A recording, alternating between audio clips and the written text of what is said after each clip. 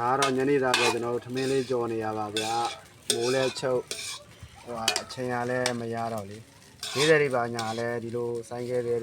လာရောက်တဲ့တဲ့တွေကမမှီတော့ဘူးကျန်တဲ့ဟင်းပါညာဝယ်ရအောင်လဲအဲဒါကြောင့်မလို့ကြက်ဥလေးကြော်ပြီးတော့ကြက်ဥစီကြံလေးနဲ့ဒီထမင်းလေးထည့်ပြီးတော့ဒါကြော်လိုက်တာပါဒီနေ့ညနေအတွက်ကတော့လုံးအောင်စာထမင်းကြော်လေးနဲ့ပဲနှစ်ပါးသွားမယ်ဗျာဒါလည်းကြပါအောင်ကျွန်တော်ရဲ့ထမင်းကြော်လေးကိုကျွန်တော်တီးတဲ့လောက်လေးနဲ့ကြော်ထားပါဒီတဲ့ရန်ရန်တထုပ်ဖောက်ထည့်ထားပါတယ်သားဓုလေးလည်းဒါရေစိမ်ပြီးတော့ထည့်ထားပါဗျာသားဓုရေစိမ်လေးရန်ရန်တထုပ်ရယ်စားဟင်းညမုံရယ်ဒါလေးနဲ့ဖြစ်ပါတယ်ကျွန်တော်ရဲ့အကောက်လေးကိုနောက်လဲကြည့်ရအောင်ဖော်လို့လေးလို့ကွန်မက်လေးရေးတဲလေးလည်းပြီးခဲ့ကြပါအောင်လို့ဒီနေရာကနေပြီးတော့မြတ်တာရက်ခံပါတယ်ဗျာကျေးဇူးတင်ပါတယ်เนาะအားလုံးကိုချစ်ပါတယ်ကျွန်တော်လုပ်ငန်းအားရင်အားလုံးကိုပြန်လဲကူညီပေးပါမယ်ဘိုင်ဘိုင်